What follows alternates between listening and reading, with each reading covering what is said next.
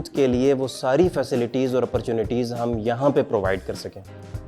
लेवरीफाई के विज़न का पार्ट है कि पाकिस्तान में मीनिंगफुल जॉब्स क्रिएट करनी हैं। तो ये वो चीज़ें थी कि जिसको मैं समझता हूँ कि लेवरीफाई में आने के बाद मुझे चेंज ये अपनी लाइफ के अंदर देखने को मिली।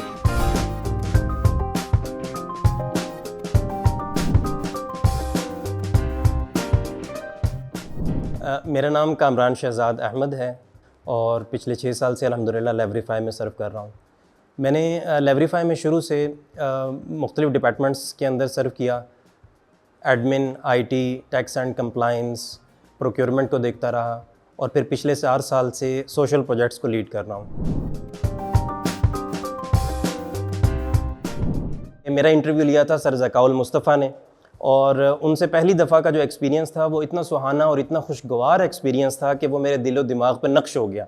और उसके बाद भी मैंने 3 महीने लिए इस चीज़ को रियलाइज़ करने में कि शुड आई जॉइन और नॉट। लेकिन इस 3 महीने के अरसे में सर ज़का की तरफ से रिलेशनशिप बिल्डिंग का जो एक्सपीरियंस मुझे मिला और इसी तरह से उन्होंने बार बार फॉलोअप करना, तो ये एक बड़ा बेहतरीन एक्सपीरियंस था जो सर ज़का की तरफ से हुआ।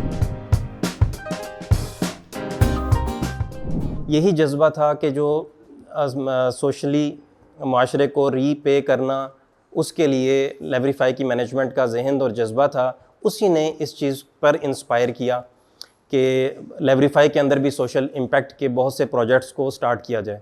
तो हमने क्वेस्ट के अंदर एक प्रोजेक्ट स्टार्ट किया लेवरीफाई का। जब सोशल प्रोजेक्ट्स का मेरे अंडर मैं उसको लुक आफ्टर करना शुरू हुआ तो हमने क्वेस्ट के नाम से, इसी तरह से कॉस्मोस के नाम से हमने कुछ इनिशिएटिव्स स्टार्ट किए यहाँ पे। मैं यहाँ पे जिक्र करना चाहूँगा कि इसके साथ साथ हमारे सिस्टर एक्ट ऑर्गेनाइजेशन है, वो ऑलरेडी लेवरीफाई की मैनेजमेंट के अंडर वो ऑनगोइंग इसका प्रोसेस था और उसमें बहुत सारे और इनिशिएटिव्स के ऊपर काम हो रहा था। पॉवर्टी एलिविएशन पे काम हो रहा था, क्लीन वाटर पे काम हो रहा था, माइक्रो फाइनेंस लोन्स के ऊपर काम हो रहा था और इसी तरह से पाकिस्तान में जो डिज़ास्टर मुख्तलिफ आते रहे हैं उस वक्त में उससे कैसे कोप करना है, उसमें सोसाइटी को किस तरह से इन्होंने फ़ंड करना है, उसके लिए बहुत सारी एफ़र्ट्स हैं, उनके ऊपर काम हो रहा था।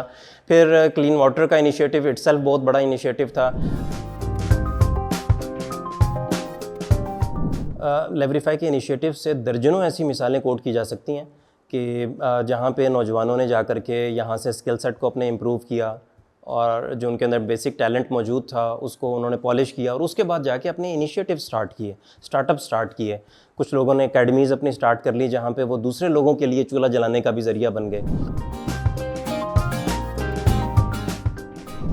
लेवरीफाई के विज़न का पार्ट है कि पाकिस्तान में मीनिंगफुल जॉब्स क्रिएट करनी हैं और यूँ लेवरीफाई का अगला जो ऑब्जेक्टिव है, विज़न का पार्ट है, वो पूरा होता है और वो है कि पाकिस्तानी इकॉनमी में कंट्रीब्यूट करना। अब पाकिस्तानी इकॉनमी में कंट्रीब्यूट कैसे हो सकता है?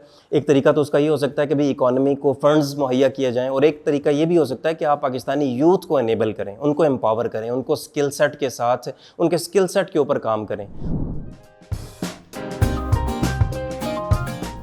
बेसिकली मैं ये समझता हूँ कि लेवरीफाई की जो फाइनेंशियल सक्सेस है उसके पीछे भी जो मिथ, उसके पीछे भी जो सीक्रेट है वो यही है कि जब आप दूसरों को इनेबल करने के लिए काम शुरू कर देते हैं और दूसरों की खैरख़्वाही के ऊपर काम कर रहे होते हैं तो आपकी तरक्की का ज़िम्मा अल्लाह ताला के ज़िम्मे हो जाता है। मैं ऐसे समझता हूँ कि मेरी पर्सनैलिटी में जो चेंज आया उसमें बहुत सारी चेंजेस के साथ एक चेंज सतहियत से मकसदियत की तरफ, यानी सुपरफिशियलिटी से पर्पस ड्रिवन लाइफ की तरफ आना था। और दूसरी जो चेंज मैं समझता हूँ अपने काम में मुझे मीनिंग नज़र आई, अपनी लाइफ में मुझे मीनिंग नज़र आई। और तीसरी जो चीज़ बहुत मैं उसे प्राउडली फ़ील करता हूँ वो थी मीनिंग के साथ साथ अपने फुल पोटेंशियल को टैप करना। तो ये वो चीज़ें थी कि जिसको मैं समझता हूँ कि लेवरीफाई में आने के बाद मुझे चेंज ये अपनी लाइफ के अंदर देखने को मिली। लेवरीफाई का जो कल्चर है यही उससे दूसरी कंपनीज से प्रोमिनेंट करता है, मुमताज़ करता है। एम्प्लॉय सेंट्रिक होने की वजह से बिज़नेस कंपनी कम और पेड ट्रेनिंग्स कंपनी आपको ज़्यादा नज़र आती है। यहाँ पे एम्प्लॉइज़ की माली सेहत, जहनी सेहत और इसी तरह से उनकी फैमिलीज़ की जिस तरह से केयर की जाती है, ये सारे वो एलिमेंट्स हैं कि जो आपको किसी कम ही दूसरी कंपनीज़ में नज़र आते हैं। लेवरीफाई के अंदर काम करते हुए हमारे पास 2 विंग्स होते हैं। एक विंग तो है कि लेवरीफाई एम्प्लॉय सेंट्रिक है, इस विंग से वो परवाज़ करती है जैसे परिंदा 2 परों से परवाज़ करता है।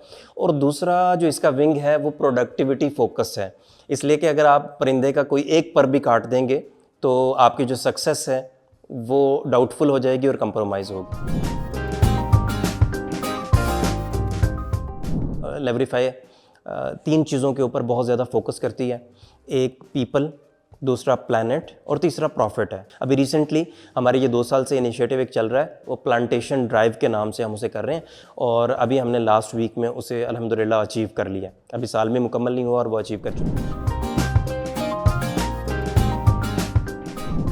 लेवरीफाई क्वेस्ट की इसी तरह से अगर मैं बात करूं तो इस 6 मंथ्स के हम बाय एनुअली ऑडिट के अंदर हम उनके आउटकम्स को भी मेजर कर रहे हैं और अभी तक हम तकरीबन 200 प्लस जो ग्रेजुएट्स हैं वो हमारे एक प्रोग्राम से वो ग्रेजुएट हो चुके हैं। वीए का कोर्स है, इसी तरह से हमारा डीए का कोर्स है, उसके भी मोर देन 300 स्टूडेंट्स हैं वो ग्रेजुएट हो चुके हैं।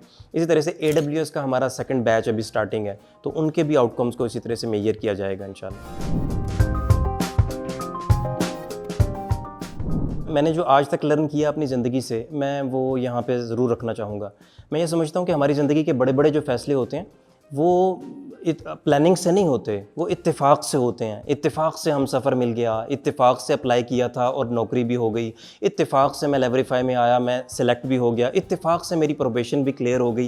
ये सारे इत्तेफाकात। यहाँ अब आपके ज़िम्मे है कि आप अपनी जॉब में मीनिंग तलाश करें। आपके लिए मीनिंग क्या है, आपको अल्लाह ने किस लिए चूज़ किया है। अगर आपको मीनिंग मिल जाते हैं तो आपके लिए सब कुछ है और यहीं पे रहते हुए आप अपने जो ड्रीम्स हैं वो सारे के सारे हासिल कर लेंगे। मैं समझता हूँ आप कहीं ना रुकें, बल्कि आप मुसलसल सफ़र में रहें। हम भी, ज़िंदगी भी हमारी मुसलसल सफ़र है। और यहाँ पे मैं कंक्लूड करना चाहूँगा और अल्लामा इकबाल का शेर ज़रूर कोट करूँगा यहाँ पे, हर एक मकाम से आगे मकाम है तेरा, हयात ज़ौक़ सफ़र के सिवा कुछ और नहीं। Thank you very much.